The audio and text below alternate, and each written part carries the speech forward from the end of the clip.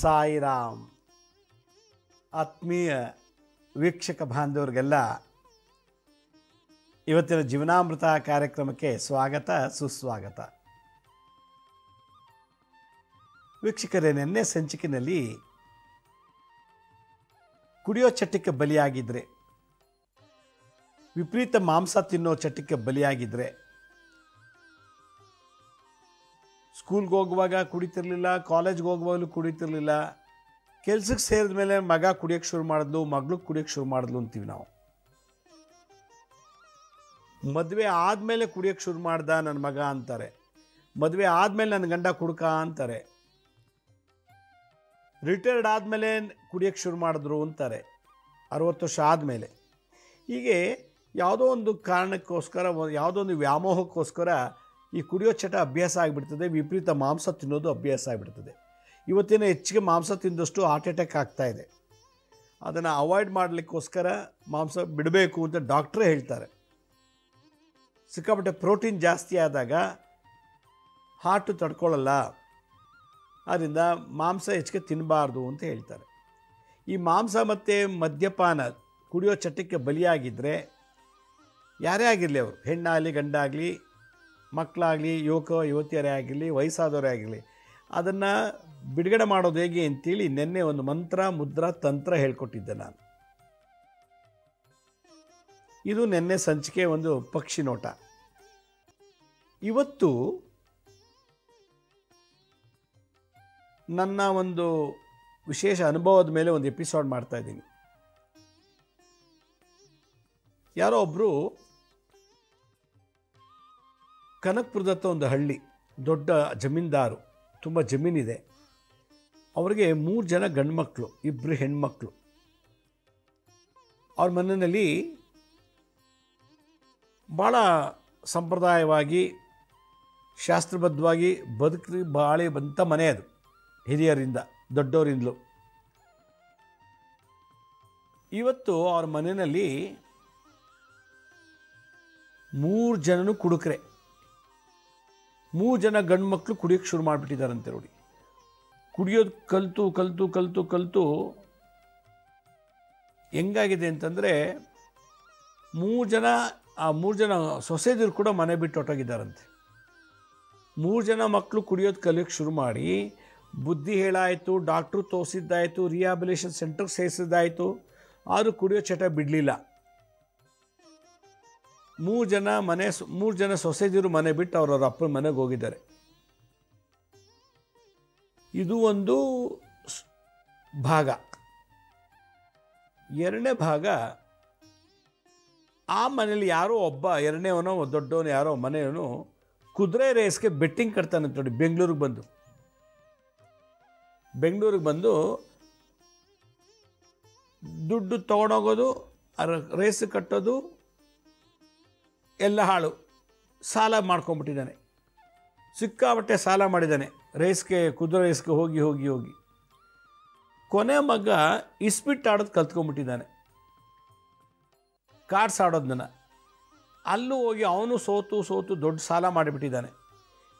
ಎರಡನೇವನೋ ದೊಡ್ಡ ಮಗನೋ ಯಾರೋ ಒಬ್ಬರು ಕುದುರೆ ರೇಸ್ಗೆ ಹೋಗಿ ಎಲ್ಲ ಕಳ್ಕೊಂಡು ಸಾಲಗಾರನಾಗಿದ್ದಾನೆ. ಕೋಟಿಗಟ್ಟಲೆ ಸಾಲ ಮಾಡಿದ್ದಾನೆ ದೊಡ್ಡವನು. ಎರಡನೂ ಕಾರ್ಡ್ಸ್ ಆಡಿ ಅವನು ಸಾಲಗಾರ ಆಗಿದ್ದಾನೆ. ಈ ಸಾಲಗಾರ ಏನು ಮಾಡಿದರೆ, ಮನೆ ಮುಂದೆ ಬಂದು ಗಲಾಟೆ ಮಾಡ್ತಾ ಇದ್ದಾರೆ. ತಂದೆ ತಾಯಿಗೆ ಆಶ್ಚರ್ಯ, ಏನಕ್ಕೆ ಸಾಲ ಮಾಡಿದ್ದಾರೆ ಅಂದಾಗ, ನಾವು ಅವ್ರು ಕೇಳಿದ್ರು, ಕೊಟ್ಟು ನೋಡಿ, ಸೈನ್ ಹಾಕ್ಕೊಟ್ಟಿದ್ದಾನೆ, ಇದು ಅಗ್ರಿಮೆಂಟ್ ಮಾಡಿಕೊಟ್ಟಿದ್ದಾನೆ, ನಿಮ್ಮ ಮಗನೇ ಮಾಡಿರೋದು ಅಗ್ರಿಮೆಂಟ್ ಅಂತೇಳಿ ಸಾಲಗಾರೆಲ್ಲ ಸಾಕ್ಷಿ ತೋರಿಸ್ತಾ ಇದ್ದಾರೆ. ತಂದೆ ತಾಯಿಗೆ ಆಶ್ಚರ್ಯ, ನಮ್ಮನೆ ಮಕ್ಕಳು ಇಷ್ಟೊಂದು ಸಾಲ ಮಾಡಿದಾರ. ಕುಡಿಯೋ ಚಟ, ಕಾರ್ಡ್ಸ್ ಆಡೋ ಚಟ, ಕುದುರೆ ರೇಸ್ಗೆ ಹೋಗೋ ಚಟ. ಇದಲ್ದೇ ಇನ್ನೊಬ್ಬ ಮಗ ಮದುವೆ ಆಗಿ ಒಂದು ಮಗು ಇದೆ, ಗಂಡ ಬಿಟ್ಬಿಟ್ಟಿದ್ದಾಳೆ. ಆ ಹುಡುಗಿ ಸಾವಾಸನ ಈ ಹುಡುಗ ಮಾಡಿಬಿಟ್ಟಿದ್ದಾನೆ. ಒಬ್ಬ ಮಗ ಕುದುರೆ ರೇಸ್ಗೆ ಹೋದ, ಇನ್ನೊಬ್ಬ ಕಾರ್ಡ್ಸ್ ಆಡೋಕ್ಕೆ ಶುರು ಮಾಡ್ದ, ಇನ್ನೊಬ್ಬ ಮಗ 3 ಜನ ಕುಡುಕರೆ. ಒಬ್ಬ ಏನು ಮಾಡಿದೆ, ಮದುವೆ ಆಗಿ ಗಂಡನ ಬಿಟ್ಟಿರೋಳು ಒಬ್ಳಿದ್ದಾಳೆ, ಅವಳಿಗೊಂದು ಮಗು ಇದೆ, ಅವಳು ಸವಾಸ ಸೇರ್ಕೊಂಡ್ಬಿಟ್ಟು ಮನೆಗೆ ಬರಲ್ಲ. ಹೆಂಡ್ತಿ ಯಾವಾಗ ಅಪ್ಪನ ಮನೆಗೆ ಹೋದ್ಲಿ ಇವ್ರು ಕುಡುಕರು ಅಂತೇಳಿ ಓದೋಳು ಓದ್ಲು ಅಂದ್ಬಿಟ್ಟು ಗಂಡನ ಬಿಟ್ಟಂತವಳು ಡೈವರ್ಸ್ ಆಗಿರೋಳು ಅವನ ಮನೆಗೆ ಇವನು ಹೋಗಿ ಅವಳ ಜೊತೆನೇ ವಾಸ ಮಾಡೋದು, ಅಲ್ಲೇ ಇರೋದು ಮಾಡಿಬಿದೆ. ಊರವ್ರಿಗೆಲ್ಲ ಗೊತ್ತಾಗಿದೆ. ಏನು ಯಜಮಾನ್ರೆ, ನಿಮ್ಮ ಮಗ ಅವಳ ಜೊತೆ ಇದನ್ನಲ್ಲ, ನಿಮ್ಮ ಸೊಸೆ ಎಲ್ಲಿ ಹೋದ್ಲು ಅಂತ. ತಂದೆ ತಾಯಿ ಏನು ಆನ್ಸರ್ ಮಾಡಬೇಕೀಗ ಹೇಳಿ? ತಂದೆ ತಾಯಿ ಏನು ಆನ್ಸರ್ ಮಾಡಬೇಕೀಗ? ಇವತ್ತು ಮನೆಗೊಬ್ಬ ಕುಡುಕ, ಮನೆಗೊಬ್ಬ ಜೂಜುಗಾರ, ಗ್ಯಾಮ್ಲಿಂಗ್ ಸೆಂಟ್ರಿಗೆ ಹೋಗ್ತಾನೆ. ಮನೇಲಿ ಯಾರೊಬ್ಬರು ಬೇರೆ ಪರಿಸ್ಥಿತಿ ಸಂಬಂಧದಲ್ಲಿ ಸಿಕ್ಕಾಕೊಂಡು ದುಡ್ಡೆಲ್ಲ ಕಳ್ಕೊಂಡ್ಬಿಡ್ತಾರೆ.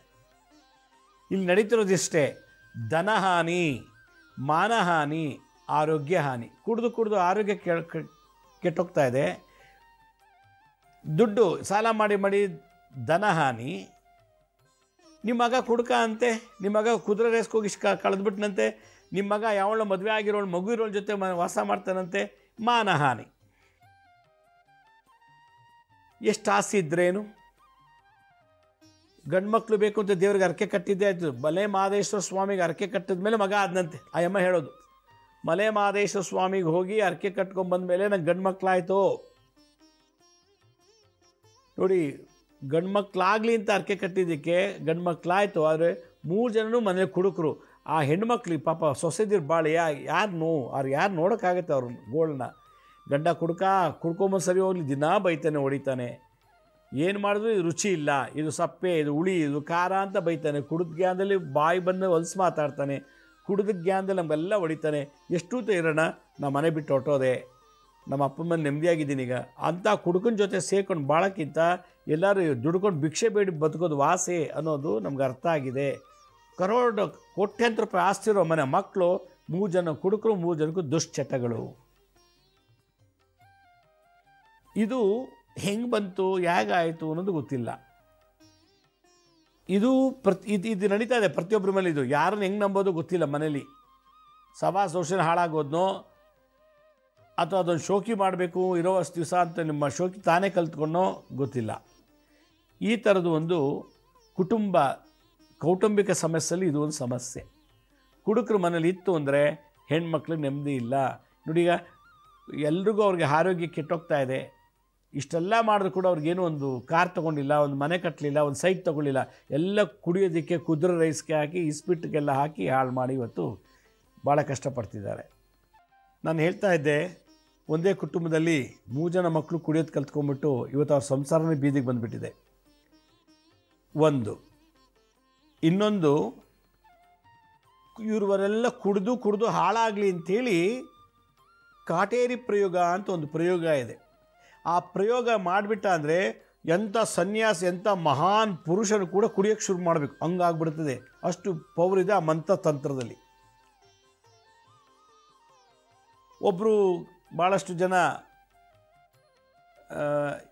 ಈ ಥರ ತಂತ್ರ ಪ್ರಯೋಗ ಸಿಕ್ಕಾಕೊಂಡು ನಡೀತಿದ್ದಾರೆ. ನಾನೊಬ್ಬರ ಹೆಸರು ಹೇಳೋಕ್ಕೆ ಇಷ್ಟಪಡಲ್ಲ. ಅವರು ಕರ್ನಾಟಕ ಸರ್ಕಾರದಲ್ಲಿ ಭಾಳ ಒಳ್ಳೆಯ ಪ್ರಸಿದ್ಧವಾದ ಸ್ಥಾನದಲ್ಲಿದ್ದರು, ಒಳ್ಳೆ ಗೌರವಾನ್ವಿತ ವ್ಯಕ್ತಿ. ಅದೇನಾಯ್ತು ಏನೋ, ಅವ್ರ ಮನೇಲಿ 2 ಮಕ್ಕಳು ಕುಡಿದು ಸತ್ತೇ ಹೋದರು. ಅಪ್ಪ ಕುಡಿಯಲ್ಲ, ಅಮ್ಮ ಕುಡಿಯಲ್ಲ, ತಾತ ಮುತ್ತಾತಂದ್ರು ಕುಡಿದೋ ಅಭ್ಯಾಸ ಇಲ್ಲ. ಮತ್ತು ಯಾವುದೇ ಅವ್ರ ವಂಶದಲ್ಲಿ ಕುಡಿಯೋ ಚಟನೇ ಇಲ್ಲ. ಅಂಥ ವಿಶೇಷವಾದಂಥ ವಂಶದಲ್ಲಿ 2 ಗಂಡು ಮಕ್ಕಳು, ಒಬ್ಬ ಸೆಕೆಂಡ್ PUC ಓದುವಾಗಲೇ ಕುಡಿಯೋಕ್ಕೆ ಶುರು ಮಾಡ್ದ. ದೊಡ್ಡ ಮಗ ಡಿಗ್ರಿ ಆಗಿತ್ತು, ಅವನೇನೋ MBA ಮಾಡಬೇಕು ಅಂತೇಳಿ ಬೇರೆ ದೇಶಕ್ಕೆ ಹೋಗಬೇಕು ಅಂತೇಳಿ ಏನೋ ರೆಡಿ ಮಾಡ್ಕೋತಾ ಇದ್ರಂತೆ. ಅವ್ರಿಗೆ ವಿರುದ್ಧವಾಗಿದ್ದವರು, ಅವ್ರ ಶತ್ರುಗಳು ಇರೋ 2 ಗಂಡು ಮಕ್ಕಳನ್ನ ಸಾಯಿಸಬೇಕು ಅಂಥೇಳಿ ಅವ್ರಿಗೆ ಪ್ರಯೋಗ ಮಾಡಿಬಿಟ್ರು. ಜಲಕಾಟೇರಿ ಅಂತ ಒಂದು ಕಾಟೇರಿ ಪ್ರಯೋಗ ಇದೆ, ನೀರಿಗೆ ಬಿದ್ದು ಸತ್ತೋಗೋಂಥದ್ದು. ಆ ಥರದೊಂದು ಪ್ರಯೋಗ. ಆ ಜಲಕಾಟೇರಿ ಇನ್ನೂ ಸ್ವಲ್ಪ ಅಡ್ವಾನ್ಸ್ಡ್ ಇದೆ. ಅದರಲ್ಲಿ ಈ ಮದ್ಯಪಾನವನ್ನು ಮಾಡಿಸಿ ಪುತ್ತಲಿಕಾ ಪ್ರಯೋಗ. ಪುತ್ತಲಿಕಾ ಅಂದರೆ ಬೊಂಬೆ ಮಾಡ್ತಾರೆ. ಆ 2 ಹುಡುಗರದು ಬಟ್ಟೆನೋ ಕೂದಲೋ ಉಗುರೋ ಅವ್ರು ತುಳಿದಿದ್ದ ಮಣ್ಣೋ ಅಥವಾ ಅವ್ರು ಹಾಕಿ ಚಪ್ಪಲಿನೋ ತೊಗೊಂಬಂದ್ಬಿಟ್ಟು ಸ್ಪರ್ಶ ಮಾಡ್ತಾರೆ ಆ ಬೊಂಬೆಗೆ. ಮಾಡಿಬಿಟ್ಟು ಹೆಂಡ ಸರಾಯಿ ಅಥವಾ ಯಾವುದನ್ನೋ ಪ್ರಯೋಗ ಮಾಡಿ ಅದಕ್ಕೆ ಆ ಬೊಂಬೆಗಳಿಗೆ ಕುಡಿಸ್ತಾರೆ, ಆ ಗೊಂಬೆ ಮೇಲೆ ಹಾಕ್ತಾರೆ. ಇಲ್ಲಿ ಹಾಕ್ತಿದ್ದಾಗೆ ಅವ್ರಿಗೆ ಮಲಗಿರ್ತಾರೆ, ನಿಂತಿರ್ತಾರೋ ಕೂತಿರ್ತಾರೋ ಯಾವಾಗಲೂ ಕುಡಿಬೇಕು ಅನ್ನೋ ಚಟ ಮನಸ್ಸಿಗೆ ಬರ್ತಾ ಇರ್ತದೆ. ಕುಡಿಬೇಕು ಅಂತ. ಅವ್ರು ಕಾಫಿ ಟೀ ಕುಡಿಬೇಕು ಅಂದರೆ ಇಲ್ಲ, ಕಾಫಿ ಕೊಟ್ಟರೆ ಕುಡಿಯೋಲ್ಲ, ಟೀ ಕೊಟ್ಟರೆ ಕುಡಿಯೋಲ್ಲ, ನೀರು ಕೊಟ್ಟರೆ ಕುಡಿಯೋಲ್ಲ ಅವರಿಗೆ. ಇದಕ್ಕಿದ್ದಾಗ ಮಧ್ಯರಾತ್ರಿ ಎದ್ಬಿಟ್ಟು ನನಗೆ ಕುಡಿಬೇಕು, 2 ಬಾಟ್ಲು ಕುಡಿಬೇಕು ಅಂತ ಗಲಾಟೆ ಅಂತ ನೋಡಿ. 10 ಜನ ಇಟ್ಕೊಂಡ್ರು ಅವ್ನು ಹಿಡಿಯೋಕ್ಕಾಗ್ತಿಲ್ಲ. ನಂಗೆ ಈಗಲೇ ಬೇಕು ಅಂತ ಕುಡಿತಾ ಇದ್ದಾನೆ. ಹಾಸಿಗೆಯ ಮೇಲೆ ಕುಣಿದು ಹಾಸಿಗೆಲ್ಲ ಹರಿದಾಕಿ, ಟಿ ವಿ ಎಲ್ಲ ಬಿಸಾಡಿ, ಟೇಬಲ್ ಮೇಲೆಲ್ಲ ಕುಣಿದು ಒದ್ದಾಡಿ ಕೊನೆಗೆ ಡಾಕ್ಟರ್ ಹತ್ರ ಕರ್ಕೊಂಡೋದಾಗ ಡಾಕ್ಟ್ರು ನಾರ್ಮಲ್ ಆಗಿದೆಲ್ಲ ಏನಿಲ್ಲ ಅಂದ್ರಂತೆ. ಮನೋವೈದ್ಯರು ಎಲ್ಲ ಹೇಳಿದಂತೆ. 2 ಮಕ್ಕಳು ಹುಣ್ಣಿಮೆ ಅಮಾವಾಸ್ಯೆ ದಿವಸ ಸಿಕ್ಕಾಬಟ್ಟೆ ಕುಡಿಬೇಕು ಅಂತ ಆಸೆ. ಅಕಸ್ಮಾತ್ ಕುಡಿಯೋಕ್ಕೆ ಸಿಗಲಿಲ್ಲ ಅಂದರೆ ಬಾಯಿಲೆ ಅವ್ರ ಚರ್ಮ ಕೈಯೋ ಬೆರಳೋ ಕಚ್ಕೊಂಡ್ಬಿಟ್ಟು ರಕ್ತ ಬರೋ ಮಾಡ್ತಾರಂತೆ ನೋಡಿ. ತಾವೇ ಸ್ವತಃ ಕಚ್ಕೊಂಡು. ಏನಾದ್ರು ಕೇಳಿದರೆ ಇದೆ ಕತೆನ? ಆ ಲೆವೆಲ್ ತಂದಿಟ್ಟಿದ್ದಾರೆ ಮಾಟ ಮಂತ್ರ ಮಾಡಿ. ಬುದ್ಧಿನ ಭ್ರಮಣೆ ಮಾಡಿಬಿಟ್ಟಿದ್ದಾರೆ, ಕುಡಿಬೇಕು ಇವನು ಅಂತೇಳಿ. ಕೊನೆಗೆ ಅದು ಎಲ್ಲ ಡಾಕ್ಟ್ರು ಆಯಿತು. ಕೊನೆ ಬಾಂಬೆಗೆ ಹೋಗಿ ಕರ್ಕೊಂಡೋಗಿ ತೋರಿಸಿದ್ರಂತೆ, ಈ ಥರ ಕುಡಿಬೇಕು ಅಂತೇಳಿ. ಆಮೇಲೆ ಮನೆಯಿಂದ ಹೋಗೋದು ಕುಡ್ಕೊಂಬರೋದು, ಮನೆಯಿಂದ ಹೋಗೋದು ಹೊರಗಡೆ ಹೋಗಿ ಕುಡ್ಕೊಂಬರೋದು. ಏನು ಮನೇಲಿ ತಂದೆ ಜೋಬಿನ ದುಡ್ಡು ಕದಿಯೋದು, ಅಮ್ಮಂದು ಒಡವೆ ಕತ್ಕೊಂಡು ಮಾರ್ಕೊಂಬಂದು ಕುಡ್ಕೊಂಬರೋದು, ಎಲ್ಲಿ ದುಡ್ಡು ಸಿಗುತ್ತೋ ಅದು. ಆಮೇಲೆ ಯಾರ್ಯಾರು ದುಡ್ಡೆಲ್ಲ ಕದ್ಬಿಡೋದು, ಬೇರೆಯವ್ರ ಹತ್ರ ಹೋಗಿ ಕೂತಿರೋ ಅವ್ನು ಕಟ್ ಮಾಡ್ಕೊಳ್ಳೋದು, ದುಡ್ಡು ತೆಗೆಯೋದು, ಕುಡ್ಕೊಂಬರೋದು. ನೋಡಿದ್ರೆ ಅಪ್ಪ ಕರ್ನಾಟಕ ಸರ್ಕಾರದ ಒಳ್ಳೆ ಹುದ್ದೆದಲ್ಲಿದ್ದಾರೆ. ಏನು ಸಿಕ್ಕಾಬಟ್ಟೆ ದುಡ್ಡು ಕೊಡ್ತಿಲ್ಲ. ಹೆಂಗೆ ಬರ್ತಾಯಿದೆ ಕುಡಿಯೋಕ್ಕೆ? ಎಲ್ಲೋ ಒಟ್ಟೆ ಅವ್ರು ಯಾರ ಹತ್ರನೂ ಫ್ರೆಂಡ್ಸ್ ಹತ್ರ ಏನೋ ಕೇಳ್ತಾರೋ ಬಿಡ್ತಾರೋ ಗೊತ್ತಿಲ್ಲ, ಕುಡಿಯೋಕ್ಕೆ ಮಾತ್ರ ದುಡ್ಡು ಸಿಗ್ತಾನೆ. ಕುಡಿದು ಇನ್ನು 6 ತಿಂಗಳಲ್ಲಿ ಇವ್ರದ್ದು ಏನಾಯಿತು ಅಂದರೆ ಕರುಳು, ಲಿವರು ಎಲ್ಲ ಡ್ಯಾಮೇಜ್ ಆಗಿಬಿಟ್ಟಿದೆ. ಆ ಲೆವೆಲ್ಲಿಗೆ ಊಟ ಬಿಟ್ಟರು, ತಿಂಡಿ ತಿನ್ನೋದು ಬಿಟ್ಟರು, ಕುಡಿಯೋದೇ ಕೆಲಸ. ಅಣ್ಣ ತಮ್ಮ ಇಬ್ಬರು ಕೂತ್ಕೊಂಡೇ ಕುಡಿಯೋದು ಕೆಲಸ ಶುರು ಮಾಡಿಬಿಟ್ರು. ಆ ಪ್ರತಿ ಅಮಾವಾಸ್ಯೆ ಹುಣ್ಣಿಮೆಯಲ್ಲಿ ಆ ಬೊಂಬೆಗೆ ಆವಾಹನೆ ಮಾಡೋದು ಇವರಿಬ್ಬರದು. ಅದಕ್ಕೆ ಮದ್ಯ ಅಂದರೆ ಎಂಡ, ಸರಾಯಿ ಏನೋ ಒಟ್ಲಲ್ಲಿ ಎಲ್ಲ ಹಾಕೋದು, ಅದಕ್ಕೆ ನೈವೇದ್ಯ ಮಾಡೋದು. ಆದಮೇಲೆ ಆ ಬ್ರೈನ್ಗೆ ಒಂದು ಸಣ್ಣ ಸೂಜಿ ಚುಚ್ಚೋದು ಆ ಬೊಂಬೆಗೆ. ಅಲ್ಲಿ ಚುಚ್ಚಿದ ತಕ್ಷಣ ಇವ್ರಿಗೆ ತಲೆ ಹಿಡಿತಾ, ತಲೆ ಸಿಡಿತಾ, ತಲೆ ಉರಿ, ತಲೆ ನೋವು, ಸಿಡ್ದಂಗೆ ಆಗೋದು, ಉರಿ ಬೆಂಕಿ ಹಾಕಿ ಬೇಯಿಸ್ದಂಗೆ ಆಗೋದು, ತಲೆ ಉರಿ, ತಲೆ ಬಡ್ತಾ ಯಾರೋ ಬಡ್ದಂಗೆ ಆಗೋದು, ಹಿಡ್ಕೊಂಡಂಗೆ ಎಳ್ದಂಗೆ ಆಗೋದು, ನೋವು, ಸಿಕ್ಕಾಬಟ್ಟೆ ನೋವು. ಈ ಥರದ್ದು ಶಕ್ತಿ ಅವ್ರಿಗೆ ಪ್ರಯೋಗ ಮಾಡಿಬಿಟ್ಟಿರ್ತಾರೆ. ಕೊನೆಗೆ ನೀವು ನಂಬ್ತಿರೋ ಬಿಡ್ತಿರೋ, ಅಣ್ಣ ತಮ್ಮ ಇಬ್ಬರು ಒಂದೊಂದು ವಾರ ಡಿಫ್ರೆನ್ಸಲ್ಲಿ ಸತ್ತೋಗ್ಬಿಟ್ರು. ಯಾರಿಗೂ ಗೊತ್ತಾಗಿಲ್ಲ ಇದೊಂದು ಕಾಯಿಲೆ ಅಂತ ಅಂದ್ಬಿಟ್ರು. ಇದು psychological mental disorder, bipolar disorder ಇರ್ಬೋದು, ಆ್ಯಕ್ಸೈಟಿ ಡಿಸಾರ್ಡರ್ ಇರ್ಬೋದು, ಏನೇನೋ ವಿಷಯಗಳು ಹೇಳಿ ಕೊನೆಗೆ ಆ 2 ಮಕ್ಕಳು ಕೂಡ ಸತ್ತೇ ಹೋದ್ರು ನೋಡಿ. ಪಾಪ ಗೌರ್ಮೆಂಟ್ ಅಧಿಕಾರದಲ್ಲಿ ಒಳ್ಳೆ ಪೊಸಿಷನ್ಲಿದ್ದಾರೆ ಅವರು. ಒಂದು ವಾರ ಡಿಫ್ರೆನ್ಸಲ್ಲಿ ಅಣ್ಣ ತಮ್ಮ ಇಬ್ಬರು ಸತ್ತೋದು. ಆ ರೀತಿ ಮಾಡೋದು. ಆಮೇಲೆ ಇದೆಲ್ಲ ಆದಮೇಲೆ ನಮ್ಮ ಹತ್ರ ಬಂದು ಕೇಳ್ತಾರೆ, ಏನು ಆಗಿತ್ತು ಇದೆಲ್ಲ, ಇನ್ನೇನಾಗ್ಬೋದು. ಒಬ್ಬಳು ಮಗಳಿದ್ದಾಳೆ, ಮಗಳ ಮೇಲೆ ಈಗ ಕಣ್ಣು ಹಾಕ್ಬಿಟ್ಟಿದ್ದಾರೆ. ಈಗ ಆ ಮಗಳು ಹಿಂಗೆ ಆಗೋಗ್ತಾಳೇನೋ ಅಂಥೇಳಿ. ಆಮೇಲೆ ನೋಡಿದಾಗ ಎಲ್ಲ ಪರೀಕ್ಷೆ ಮಾಡಿದಾಗ, ಭಾಳ ಆಳವಾಗಿ ಚಿಂತನೆ ಮಾಡಿದಾಗ, ಆ ಯಪ್ಪನ ತಮ್ಮನ ಹೆಂಡತಿ ಈ ಕೆಲಸ ಮಾಡಿರೋದು. ತನ್ನ ಅಣ್ಣನ ಮಕ್ಕಳನ್ನ ತಾನೇ ಸಾಯಿಸಿದ್ದಾಳೆ ನೋಡಿ. ಬಾವನ ಮಕ್ಕಳನ್ನ ಸಾಯಿಸ್ಬಿಟ್ಟಿದ್ದಾಳೆ. ಕುಡಿದು ನೋಡಿ. ಅವಳಿಗೆ ಇವಳೇ ಸಾಯಿಸಿದ ವಿಟ್ನೆಸ್ ಇಲ್ಲ, ಈಗ ಸಾಕ್ಷಿನೇ ಇಲ್ಲ. ಬಟ್ನಲ್ಲಿ ಅವರೇ ಕುಡಿದು ಸತ್ತೋದ್ರು. ಮೆಡಿಕಲ್ ರಿಪೋರ್ಟ್ ಹೇಳಿದೆ ಕುಡಿದು ಕರುಳು ಡ್ಯಾಮೇಜ್ ಆಗಿದೆ, ಲಿವರ್ ಡ್ಯಾಮೇಜ್ ಆಗಿದೆ ಅಂತ ಬರೆದಿದ್ದಾರೆ. ಯಾರು ಸಾಯಿಸಿದ್ದಾರೆ ಅಂತ ಹೇಳ್ತಾರಾ? ಹೇಳಲ್ಲ. ಸೈನ್ಸ್ ಇಷ್ಟೆಲ್ಲ ಅಡ್ವಾನ್ಸ್ ಆಗಿದ್ರು ಕೂಡ ಯಾಕೆ ಅವರು ಹುಣ್ಣಿಮೆ ಅಮಾವಾಸ್ಯೆ ಹಿಂಗೆ ಆಡ್ತಾರೆ ಕುಡಿಬೇಕು ಅಂತೇಳಿ ನೋಡಿ. ಒಂದು ದಿನ ಒಂದು ಗಂಟೆ ಸುಮ್ಮನೆ ಕೂತಿಲ್ಲ, ದಿನಾ ಕುಡಿಯೋದು. ಮನೆಯೊಳಗೆ ತೊಗೊಂಬರೋದು ಕುಡಿಯೋದು, ಮನೆಯೊಳಗೆ ತೊಗೊಂಬಂದು ಕುಡಿಯೋದು, ಇಲ್ಲ ಹೊರಗಡೆ ಹೋಗಿ ಕುಡಿಯೋದು. ಕೊನೆಗೆ ಯಾವ ಲೆವೆಲ್ ಬೇಜಾರಾಗಿಬಿಟ್ಟಿತ್ತು ಅಂತಂದರೆ ರಿಹ್ಯಾಬಿಲೇಷನ್ ಸೆಂಟರ್ ಸೇರಿಸ್ಬೇಕು ಅನ್ನೋಷ್ಟು ಸತ್ತೋಗ್ಬಿಟ್ರು. ಅಷ್ಟು ಬೇಗ ಸಾವು ಬಂದುಬಿಡ್ತು 2 ಮಕ್ಳಿಗೂ.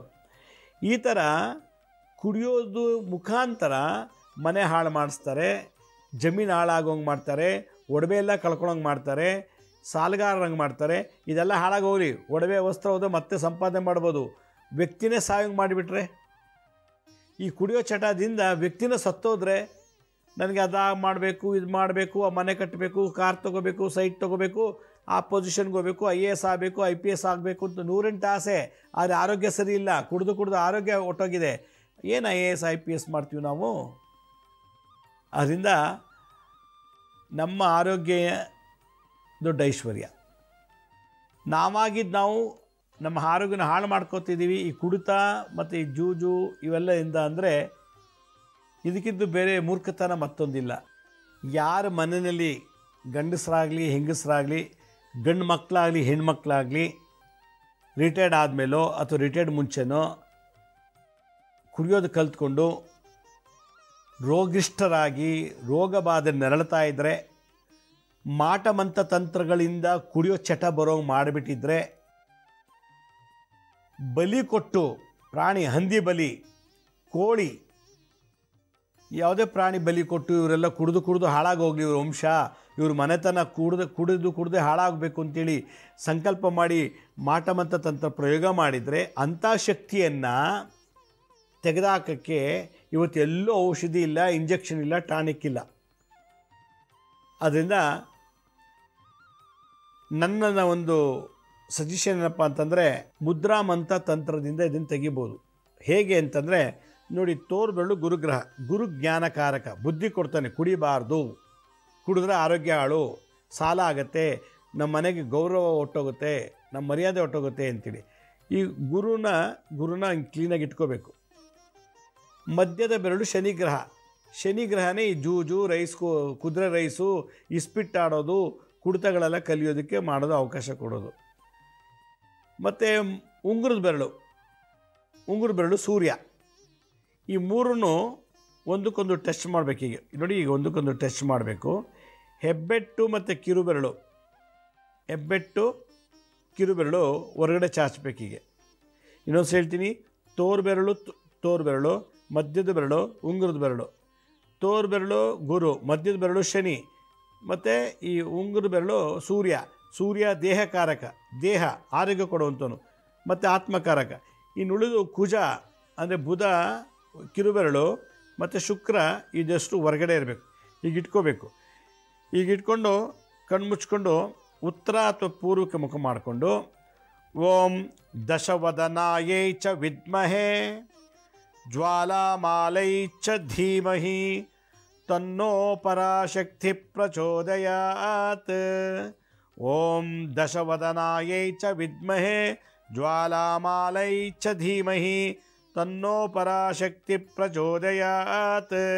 ಓಂ ದಶವದನಾಯೈ ಚ ವಿದ್ಮಹೇ ಜ್ವಾಲಾಮಾಲಾಯೈ ಚ ಧೀಮಹಿ ತನ್ನೋ ಪರಾಶಕ್ತಿ ಪ್ರಚೋದಯಾತ್. ದಶ ಅಂದರೆ 10 ಸಾಲಬಾಧೆ ಜಾಸ್ತಿ ಅಂತ ಕುಡಿಯೋದು, ರೋಗ ಬಾಧೆ ನಳ್ತಾ ಇದ್ದೀನಿ, ನೋವು ಕಮ್ಮಾಲಿ ಅಂತ ಕುಡಿಯೋದು, ಬಾಧೆ ಕಮ್ಮಿ ಆಗಲಿ ಅಂತ, ಸಹವಾಸ ದೋಷದಿಂದ ಮತ್ತು ಬೇರೆ ಹಲವಾರು ತಾಪತ್ರಗಳಿಂದ ಕುಡಿಯೋ ಚಟ ಬಂದುಬಿಡ್ತದೆ. ದಶವದನಾಯೈ ಚ ವಿದ್ಮಹೆ. ಈ ಥರ ವಿವಿಧ ರೀತಿಯಲ್ಲಿ ದುಶ್ಚಟಗಳಿಗೆ ಭಾಗಿಯಾಗಿ ಮಾಟಮಂತ್ರ ತಂತ್ರದಿಂದ ಕುಡಿಯೋ ಚಟ ಏನಾದ್ರು ನಮಗೆ ಬರೋ ಮಾಡಿಬಿಟ್ಟಿದ್ರೆ, ಅಂಥ ಪರಾಶಕ್ತಿ ಅಂದರೆ ವಿಶೇಷವಾದ ಶಕ್ತಿ, ಆದಿಪರಾಶಕ್ತಿ. ಆ ಪರಾಶಕ್ತಿಯಿಂದ ಸರಸ್ವತಿ, ಲಕ್ಷ್ಮಿ, ಕಾಳಿ ಉದ್ಭವ ಆದರು. ಅದರಿಂದ ಪರಮಾತ್ಮ ಪರಾಶಕ್ತಿ ಎರಡು, ಒಂದು ಪುರುಷ ಒಂದು ಸ್ತ್ರೀ ಶಕ್ತಿ. ಪರಾಶಕ್ತಿಯಿಂದ ಲಕ್ಷ್ಮಿ, ಕಾಳಿ, ಸರಸ್ವತಿ ಬಂದರು. ಪರಮಾತ್ಮನಿಂದ ಶಿವ, ಬ್ರಹ್ಮ, ವಿಷ್ಣು ಬಂದರು.